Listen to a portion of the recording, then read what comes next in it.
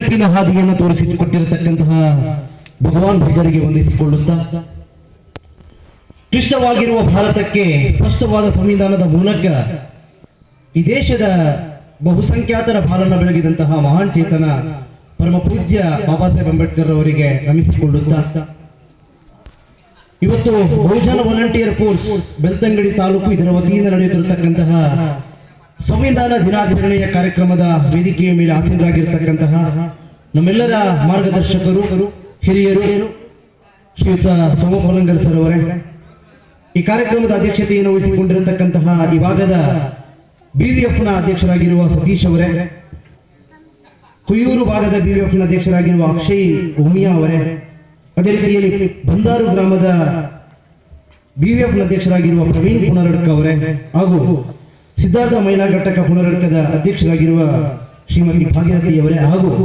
ವೇದಿಕೆಯ ಮುಂಭಾಗದಲ್ಲಿ ಸೇರಿರತಕ್ಕಂತಹ ನನ್ನೆಲ್ಲ ಬಹುಜನ ಬಂಧುಗಳೇ, ಬಾಬಾ ಸಾಹೇಬ್ ಒಂದು ಕಡೆ ಒಂದು ಮಾತನ್ನು ಹೇಳ್ತಾರೆ, ಪ್ರಾಚೀನ ಭಾರತದ ಇತಿಹಾಸ ಅದು ಇತಿಹಾಸವೇ ಅಲ್ಲ. ಪ್ರಾಚೀನ ಭಾರತದ ಇತಿಹಾಸ ಅದು ಇತಿಹಾಸವೇ ಅಲ್ಲ. ಹಾಗಂತ ಭಾರತಕ್ಕೆ ಇತಿಹಾಸ ಇಲ್ಲವೆಂದು ಅರ್ಥವಲ್ಲ. ಭಾರತಕ್ಕೆ ಇತಿಹಾಸ ಇಲ್ಲವೆಂದು ಅರ್ಥವಲ್ಲ.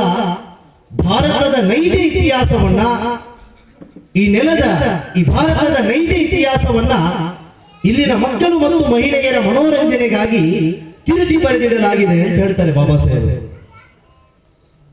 ನಾವು ಅರ್ಥ ಮಾಡಿಕೊಳ್ಬೇಕಾಗಿದೆ ಬಾಬಾ ಸಾಹೇಬರ ಈ ಮಾತಿನ ಹಿಂದಿರತಕ್ಕಂತಹ ಸತ್ಯವನ್ನ,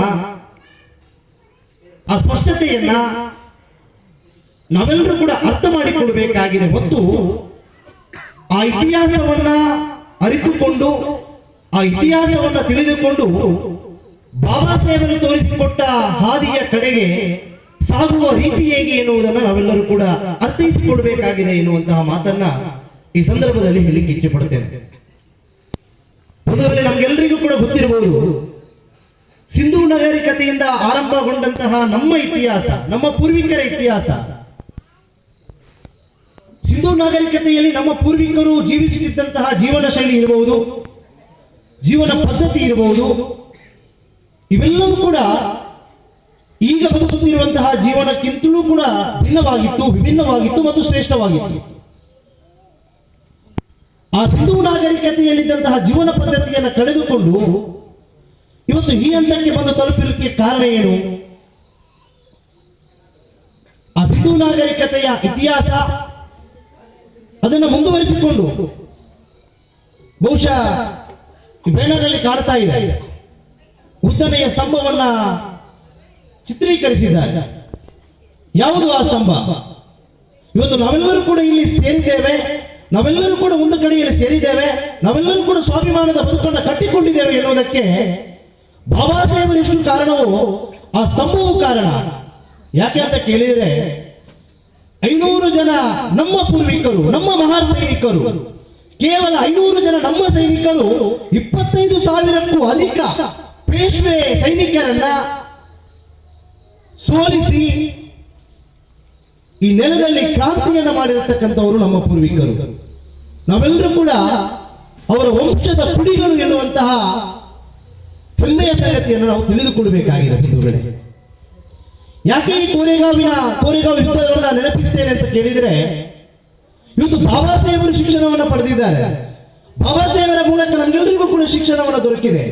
ಇವತ್ತು ಬಾಬಾ ಸಾಹೇಬರ ಶಿಕ್ಷಣವನ್ನು ಪಡಿಬೇಕಿದ್ರೆ ಅಥವಾ ಬಾಬಾ ಸಾಹೇಬರ ಪೂರ್ವಿಕರು ನಾವಿಲ್ಲಿ ಗಮನಿಸಿಕೊಳ್ಳಬಹುದು, ಬೆಳ್ಳನಲ್ಲಿ ಮಹಾತ್ಮ ಜ್ಯೋತಿಬಾ ಫುಲೆ ಇರಬಹುದು, ಮತ್ತೆ ಸಾವಿತ್ರಿಬಾಯಿ ಫುಲೆ ಇರಬಹುದು, ಇವರಿಗೆಲ್ಲರಿಗೂ ಕೂಡ ಶಿಕ್ಷಣ ದೊರಕಿದೆ ಅಂತ ಕೇಳಿದರೆ ಅದು ಈ ಕೋರೆಗಾಂವ್ ಯುದ್ಧದ ಮೂಲಕವಾಗಿ.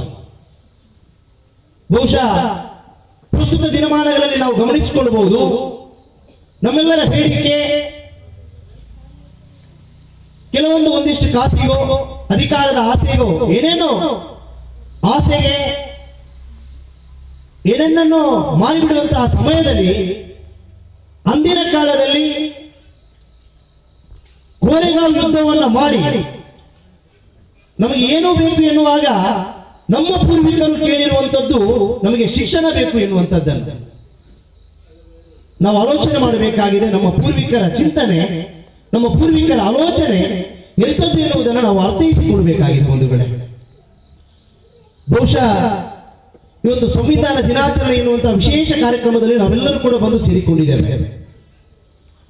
ಇತಿಹಾಸವನ್ನು ಮರುಕಳಿಸುತ್ತಾ ಸಿಂಧೂ ನಾಗರಿಕತೆ ಇರಬಹುದು, ಕೋರೆಗಾಂವ್ ಯುದ್ಧ ಇರಬಹುದು, ಇದೆಲ್ಲದರ ಭಾಗವಾಗಿ ಇಲ್ಲಿರ್ತಕ್ಕಂಥ ಎಲ್ಲ ಪೂರ್ವಿಕರ ಶ್ರಮದಿಂದಾಗಿ ಪರಮ ಪೂಜ್ಯ ಡಾಕ್ಟರ್ ಬಾಬಾ ಸಾಹೇಬ್ ಅಂಬೇಡ್ಕರ್ ಅವರ ಶಿಕ್ಷಣವನ್ನು ಪಡೆದುಕೊಳ್ಳುತ್ತಾರೆ. ಬಾಬಾ ಸಾಹೇಬರ ಶೈಕ್ಷಣಿಕ ಜೀವನ, ಅವರ ಬಾಲ್ಯ ಜೀವನದ ಬಗ್ಗೆ ಹೆಚ್ಚೇನು ಹೇಳಬೇಕೆನ್ನುವ ಅವಶ್ಯಕತೆ ಇಲ್ಲ. ಯಾಕಂತ ಕೇಳಿದರೆ ಪ್ರಸ್ತುತ ದಿನಮಾನಗಳಲ್ಲಿ ಪ್ರಸಾರಗೊಂಡಿರತಕ್ಕಂತಹ ಧಾರಾವಾಹಿಗಳಿರಬಹುದು, ಸಾಮಾಜಿಕ ಜಾಲತಾಣಗಳಲ್ಲಿ ಬರುವಂತಹ ಬಾಬಾ ಸಾಹೇಬರ ವಿಚಾರಗಳಲ್ಲಿ ಅನೇಕ ಅವರ ಬಾಲ್ಯದ ಬದುಕು ಇರಬಹುದು, ಅವರ ವಿದ್ಯಾಭ್ಯಾಸ ಇರಬಹುದು, ಎಲ್ಲವೂ ಕೂಡ ತೋರಿಸಿಕೊಂಡು ಬರ್ತಾ ಇದ್ದಾರೆ. ಬಹುಶಃ ನಮಗೆ ಗೊತ್ತಿದೆ, ಬಾಬಾ ಸಾಹೇಬರ ಜೀವನದ ಬಗ್ಗೆ ನಮಗೆ ಗೊತ್ತಿದೆ. ಅಸ್ಪೃಶ್ಯತೆ, ದಬ್ಬಾಳಿಕೆ, ದೌರ್ಜನ್ಯಗಳಿಗೆ ಮಧ್ಯೆ ಡಾಕ್ಟರ್ ಬಾಬಾ ಸಾಹೇಬ್ ಅಂಬೇಡ್ಕರ್ ಅವರು ಶಿಕ್ಷಣವನ್ನು ಪಡೆದವರು. ಬಹುಶಃ ಡಾಕ್ಟರ್ ಬಾಬಾ ಸಾಹೇಬ್ ಅಂಬೇಡ್ಕರ್ ತನ್ನ ಶೈಕ್ಷಣಿಕ ಜೀವನವನ್ನು ಮುಕ್ತಾಯಗೊಳಿಸಿ ಯಾವಾಗ ಭಾರತಕ್ಕೆ ಮರಳಿ ಬಂದರು, ಆ ಸಮಯದಲ್ಲಿ ಬಾಬಾ ಸಾಹೇಬ್ ಅಂಬೇಡ್ಕರ್ ಅವರಿಗೆ ಈ ನೆಲದ ನನ್ನ ಜನರ ಇಲ್ಲಿನ ಅಸ್ಪೃಶ್ಯತೆ, ಇಲ್ಲಿನ ದಬ್ಬಾಳಿಕೆ, ದೌರ್ಜನ್ಯಗಳ ಬಗ್ಗೆ ಬಾಬಾ ಸಾಹೇಬ್ ಅಂಬೇಡ್ಕರ್ ಬಹಳ ನೊಂದಿಕೊಳ್ಳುತ್ತಾರೆ. ವಿದ್ಯಾಭ್ಯಾಸವನ್ನು ಮುಕ್ತಾಯಗೊಳಿಸಿಕೊಂಡು ಬಂದಂತಹ ಬಾಬಾ ಸಾಹೇಬರು ತನ್ನ ಹೋರಾಟದ ಜೀವನವನ್ನು ಆರಂಭಿಸ್ತಾರೆ. ಬಂಧುಗಳೇ, ಯಾವ ರೀತಿಯ ಹೋರಾಟ? ಪ್ರಪ್ರಥಮವಾಗಿ ಡಾಕ್ಟರ್ ಬಾಬಾ ಸಾಹೇಬ್ ಅಂಬೇಡ್ಕರ್ ಅವರು ಈ ನೆಲದ ಅಸ್ಪೃಶ್ಯರು, ಈ ನೆಲದ ಅಸ್ಪೃಶ್ಯರು ಯಾರಿದ್ದಾರೆ, ಈ ನೆಲದ ಮೂಲ ನಿವಾಸಿಗಳು ಯಾರಿದ್ದಾರೆ, ಇವರು ಹಿಂದೂಗಳಲ್ಲ ಎನ್ನುವುದನ್ನು ಬಾಬಾ ಸಾಹೇಬರು ಹೇಳುತ್ತಾ ಇದ್ದಾರೆ. ಆದರೆ ಅಂದಿನ ಬ್ರಿಟಿಷರಿಗೆ, ಅಂದಿನ ಕಾಲದಲ್ಲಿದ್ದಂತಹ ಬ್ರಿಟಿಷ್ ಸರ್ಕಾರಕ್ಕೆ ಈ ನೆಲದ ಅಸ್ಪೃಶ್ಯರು, ಈ ನೆಲದ ಮೂಲ ನಿವಾಸಿಗಳು ಹಿಂದೂಗಳಲ್ಲ ಎನ್ನುವುದನ್ನು ಮನವರಿಕೆ ಮಾಡುವ ನಿಟ್ಟಿನಲ್ಲಿ ಬಾಬಾ ಸಾಹೇಬ್ ಅಂಬೇಡ್ಕರ್ ಅವರು ಮಹಾನ್ ಚೌಡರ್ಕೆರೆ ನೀರಿನ ಸತ್ಯಾಗ್ರಹವನ್ನು ಆರಂಭಿಸುತ್ತಾರೆ. ಮಹಾನ್ ಚೌಡರ್ಕೆರೆ ಎನ್ನುವಂತಹ ನೀರನ್ನು ಮುಟ್ಟುವಂತಹ ಆ ಹೋರಾಟವನ್ನು ಹಮ್ಮಿಕೊಳ್ಳುತ್ತಾರೆ ಬಾಬಾ ಸಾಹೇಬ್ ಅಂಬೇಡ್ಕರ್ ಅವರು.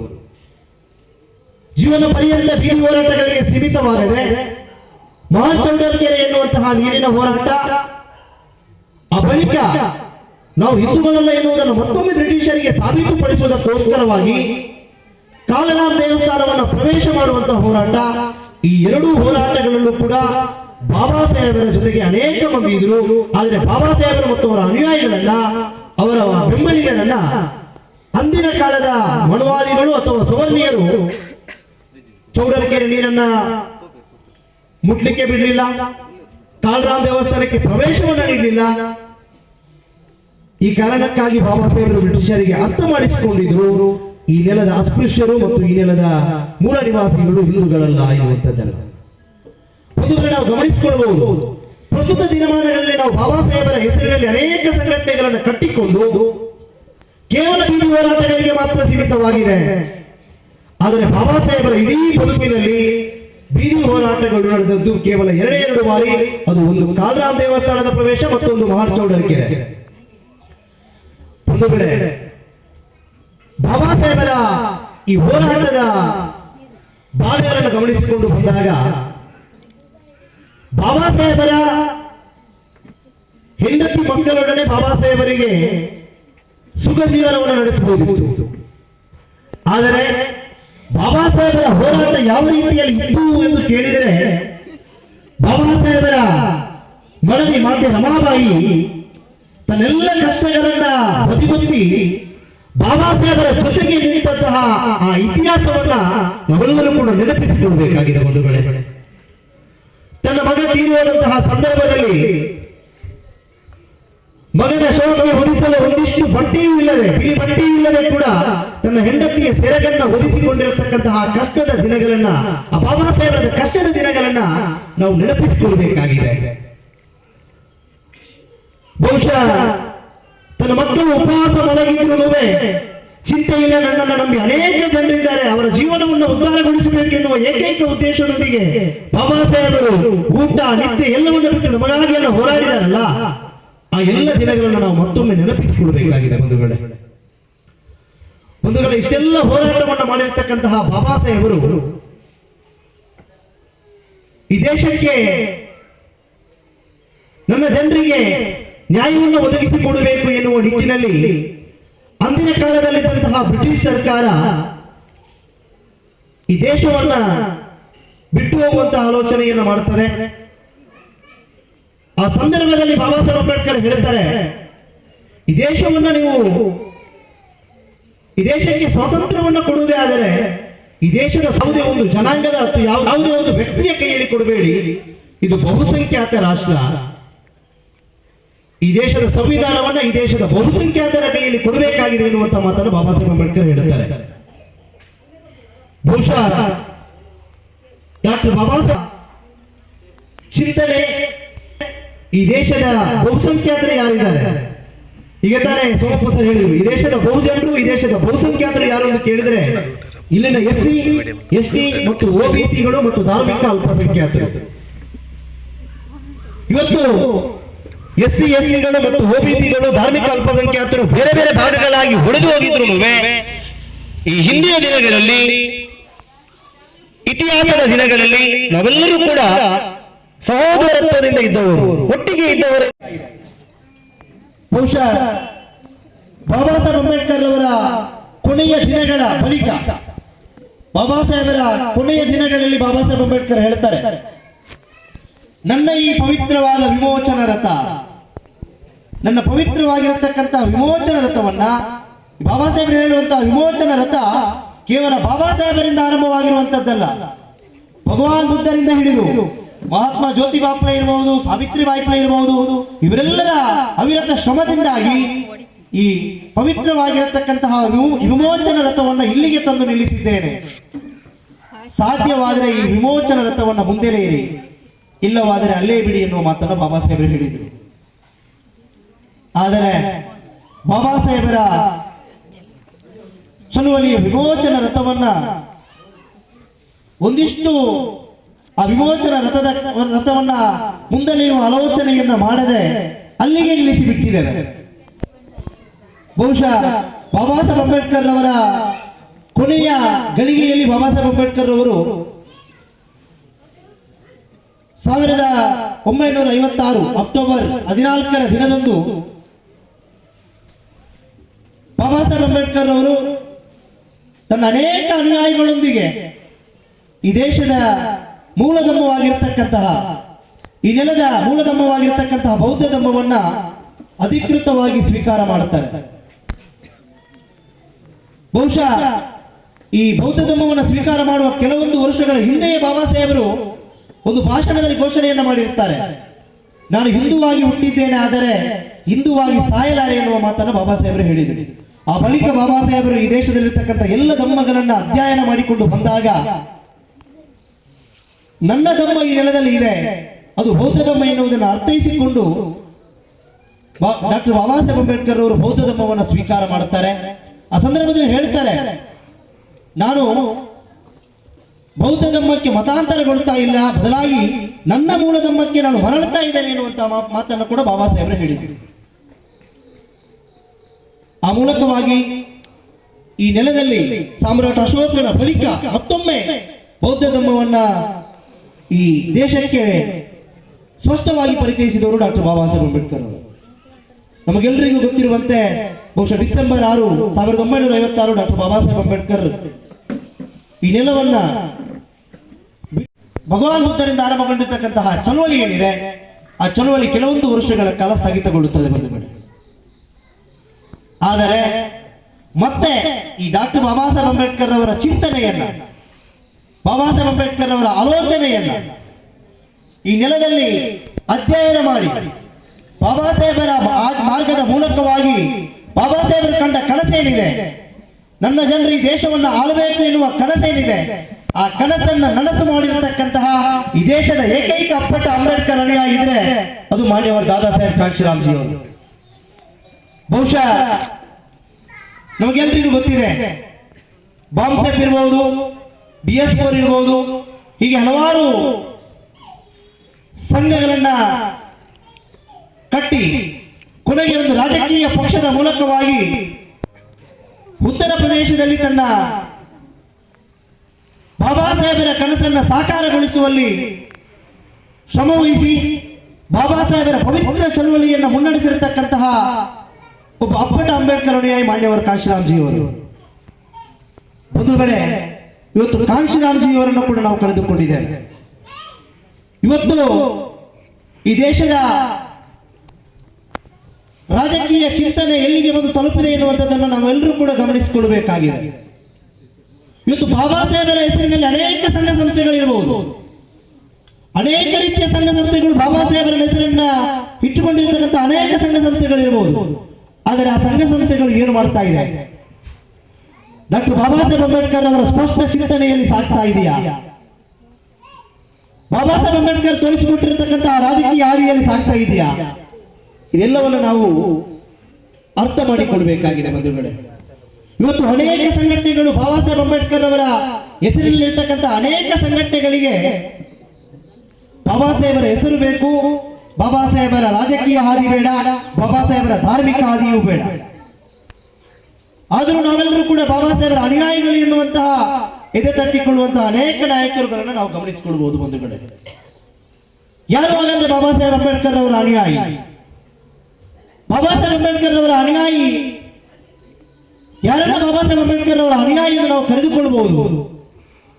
ಕೇವಲ ಒಂದು ರಾಜಕೀಯ ಪಕ್ಷದಲ್ಲಿದ್ದುಕೊಂಡು ಬಾಬಾ ಸಾಹೇಬರ ಸ್ವತಂತ್ರ ರಾಜಕೀಯ ಪಕ್ಷದಲ್ಲಿ ಗುರುತಿಸಿಕೊಂಡ್ರೆ ಆತ ಅಂಬೇಡ್ಕರ್ ಅನುಯಾಯಿ ಆಗಲಿಕ್ಕೆ ಸಾಧ್ಯ ಇದೆಯಾ? ಕೇವಲ ಧಾರ್ಮಿಕವಾಗಿ ಬಾಬಾ ಸಾಹೇಬರ ಹಾದಿಯಲ್ಲಿ ನಡೆದಿರತಕ್ಕಂಥ ವ್ಯಕ್ತಿಯನ್ನು ಅಂಬೇಡ್ಕರ್ ಅನುಯಾಯಿ ಆಗಲಿಕ್ಕೆ ಸಾಧ್ಯ ಇದೆಯಾ? ಖಂಡಿತ ಇಲ್ಲ. ಬಾಬಾ ಸಾಹೇಬ್ ಅಂಬೇಡ್ಕರ್ ಅವರ ಹಾದಿಯಲ್ಲಿ ರಾಜಕೀಯವಾಗಿ, ಧಾರ್ಮಿಕವಾಗಿ, ಶೈಕ್ಷಣಿಕವಾಗಿ, ಆರ್ಥಿಕವಾಗಿ ಇವೆಲ್ಲವನ್ನ ಒಟ್ಟಾಗಿ ಬಾಬಾ ಸಾಹೇಬರ ಹಾದಿಯಲ್ಲಿ ಇದೆಲ್ಲವನ್ನು ಒಟ್ಟುಗೂಡಿಸಿಕೊಂಡು ನಡೆಯುವಂತಹ ವ್ಯಕ್ತಿ ಮಾತ್ರ ಬಾಬಾ ಸಾಹೇಬರ ಅನುಯಾಯಿ ಆಗಲಿಕ್ಕೆ ಸಾಧ್ಯ ಇದೆ ಎನ್ನುವುದನ್ನ ನಾನು ಈ ಸಂದರ್ಭದಲ್ಲಿ ಹೇಳಲಿಕ್ಕೆ ಇಚ್ಛೆಪಡುತ್ತೇನೆ. ಬಹುಶಃ BVF ಇವತ್ತು ದಕ್ಷಿಣ ಕನ್ನಡ ಜಿಲ್ಲೆಯ ಬಹುಜನ ಚಳವಳಿಯ ಬಗ್ಗೆ ಒಂದಿಷ್ಟು ಮಾತಾಡಬೇಕು ಅನಿಸ್ತಾ ಇದೆ. ಇವತ್ತು ಡಾಕ್ಟರ್ ಬಾಬಾ ಸಾಹೇಬ್ ಅಂಬೇಡ್ಕರ್ ಅವರ ಚಿಂತನೆಯಲ್ಲಿ ಬಹುಜನ ಚಳವಳಿಯನ್ನ ಮುಂದುವರಿಸಿಕೊಳ್ಬೇಕು ಎನ್ನುವ ನಮ್ಮ ಅನೇಕ ಪೂರ್ವಿಕರ ಪೈಕಿ ಈ ಬಹುಜನ ಚಳವಳಿ ಹಿಂದೆ ಇದ್ದ ಬಹುಜನ ಚಳವಳಿಯ ವೇಗಕ್ಕಿಂತಲೂ ಕೆಲವೊಂದು ಕಾರಣಗಳಿಂದಾಗಿ ಬಹುಜನ ಚಳವಳಿ ಇವತ್ತು ತನ್ನ ವೇಗವನ್ನ, ಆದರೆ ಬಾಬಾ ಸಾಹೇಬರ ನಿರಂತರ ಹೋರಾಟ, ಆ ಪೂರ್ಣ ಒಪ್ಪಂದದಿಂದಾಗಿ ನಾವೆಲ್ಲರೂ ಕೂಡ ಇವತ್ತು ಮತದಾನವನ್ನು ಪಡೆದುಕೊಂಡವರಾಗಿದ್ದೇವೆ. ಯಾವ ರೀತಿಯಲ್ಲಿ ಬಾಬಾ ಸಾಹೇಬ್ ಅಂಬೇಡ್ಕರ್ ಅವರ ಮತ್ತು ನಾವು ಯಾರನ್ನ ಇವತ್ತು ರಾಷ್ಟ್ರಪಿತ ಎಂದು ಕರೆದುಕೊಳ್ಳುತ್ತೇವೋ ಆ MK ಗಾಂಧಿಯ ನಡುವೆ ನಡೆದಿರತಕ್ಕಂತಹ ದೀರ್ಘವಾದ ಸಂವಾದ ಏನಿದೆ, ಆ ಸಂವಾದ ಈ ದೇಶದಲ್ಲಿ ನನ್ನ ಜನರಿಗೆ ಮತದಾನದ ಹಕ್ಕನ್ನು ಕೊಡಬೇಕೆನ್ನುವಂತಹ ಬಾಬಾ ಸಾಹೇಬರ ಹೋರಾಟ ನಿರಂತರವಾಗಿತ್ತು. ಮಾತ್ರವಲ್ಲ, ಈ ದೇಶದ ಬಹುಸಂಖ್ಯಾತರಿಗೆ, ಈ ದೇಶದ ಮೂಲ ನಿವಾಸಿಗಳಿಗೆ ವಿಶೇಷವಾದ ಮತದಾನದ ಕ್ಷೇತ್ರವನ್ನು ಬಿಟ್ಟುಕೊಡಬೇಕು ಎನ್ನುವಂತಹ ಬೇಡಿಕೆ ಇತ್ತು. ಆದರೆ ಬಾಬಾ ಸಾಹೇಬರ ವಿರೋಧಿಗಳು, ಅಂದಿನ ಮನುವಾದಿಗಳು ನನ್ನ ಜನರಿಗೆ, ಬಾಬಾ ಸಾಹೇಬರ ನಮ್ಮ ಜನರಿಗೆ ಬೇರೆ ಬೇರೆ ರೀತಿಯ ಶಿಕ್ಷೆಯನ್ನು ನೀಡಿ ಬಾಬಾ ಸಾಹೇಬರ ಅನುಯಾಯಿಗಳ ಗುಡಿಸಲುಗಳನ್ನು ಹೊತ್ತಿಸಿ ಇಲ್ಲ ಸಲ್ಲದ ದೌರ್ಜನ್ಯಗಳನ್ನು ಎಸಗಿ ಕೊನೆಗೂ ಬಾಬಾ ಸಾಹೇಬರು ಆ 2 ಓಟಿನ ಹಕ್ಕನ್ನ ಕೇಳಿಕೊಂಡಿದ್ರು. ಆದರೆ ಆ 2 ಓಟಿನ ಹಕ್ಕನ್ನ ಕೈ ಬಿಡುವ ಪರಿಸ್ಥಿತಿಗೆ ಬಾಬಾ ಸಾಹೇಬರು ಬಂದು ತಲುಪುತ್ತಾರೆ. ಕೊನೆಗೆ ನಮಗೆಲ್ಲರಿಗೂ ಕೂಡ ಮತದಾನದ ಹಕ್ಕನ್ನ ಕೊಡಿಸುವಲ್ಲಿ ಬಾಬಾ ಸಾಹೇಬರು ಯಶಸ್ವಿಯಾಗ್ತಾರೆ. ಬಂಧುಗಳೇ,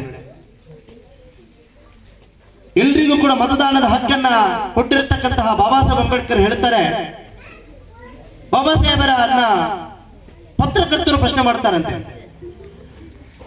ಮತದಾನದ ಹಕ್ಕನ್ನು ಕೊಡಿಸಿದ್ದೀರಂತೆ, ಏನು ಈ ಮತದಾನದ ವಿಶೇಷತೆ ಏನು ಎನ್ನುವುದನ್ನು ಬಾಬಾ ಸಾಹೇಬರಿಗೆ ಪ್ರಶ್ನೆಯನ್ನು ಮಾಡುತ್ತಾರೆ ಪತ್ರಕರ್ತರು. ಆಗ ಬಾಬಾ ಸಾಹೇಬರು ಹೇಳ್ತಾರೆ, ಇಲ್ಲಿಯವರೆಗೆ ಈ ದೇಶವನ್ನು ಆಳುತ್ತಿದ್ದಂತಹ ಒಬ್ಬ ಪ್ರಜೆ ಏನಿದ್ದಾನೆ, ಇಲ್ಲಿಯವರೆಗೆ ಈ ದೇಶವನ್ನು ಆಳುತ್ತಿದ್ದಂತಹ ಒಬ್ಬ ರಾಜ ರಾಣಿಯ ಗರ್ಭದಲ್ಲಿ ಹುಟ್ಟಿ ಬರಬೇಕಾಗಿತ್ತು.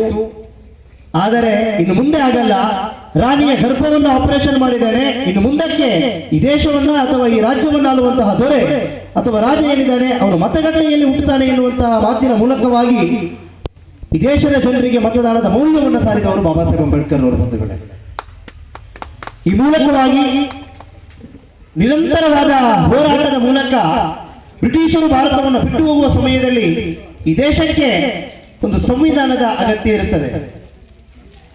ಪ್ರತಿಯೊಂದು ದೇಶಗಳಿಗೆ ತನ್ನದೇ ಆದಂತಹ ಸಂವಿಧಾನ ಇದೆ.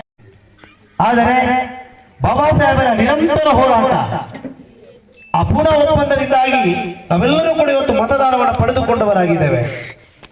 ಯಾವ ರೀತಿಯಲ್ಲಿ ಬಾಬಾ ಸಾಹೇಬ್ ಅಂಬೇಡ್ಕರ್ ಅವರು ಮತ್ತು ನಾವು ಯಾರನ್ನ ಇವತ್ತು ರಾಷ್ಟ್ರಪಿತ ಎಂದು ಕರೆದುಕೊಳ್ಳುತ್ತೇವೋ ಆ MK ಗಾಂಧಿಯ ನಡುವೆ ನಡೆದಿರತಕ್ಕಂತಹ ದೀರ್ಘವಾದ ಸಂವಾದ ಏನಿದೆ, ಆ ಸಂವಾದ ಈ ದೇಶದಲ್ಲಿ ನನ್ನ ಜನರಿಗೆ ಮತದಾನದ ಹಕ್ಕನ್ನು ಕೊಡಬೇಕೆನ್ನುವಂತಹ ಬಾಬಾ ಸಾಹೇಬರ ಹೋರಾಟ ನಿರಂತರವಾಗಿತ್ತು. ಮಾತ್ರವಲ್ಲ, ಈ ದೇಶದ ಬಹುಸಂಖ್ಯಾತರಿಗೆ, ಈ ದೇಶದ ಮೂಲ ನಿವಾಸಿಗಳಿಗೆ ವಿಶೇಷವಾದ ಮತದಾನದ ಕ್ಷೇತ್ರವನ್ನು ಬಿಟ್ಟುಕೊಡಬೇಕು ಎನ್ನುವಂತಹ ಬೇಡಿಕೆ ಇತ್ತು.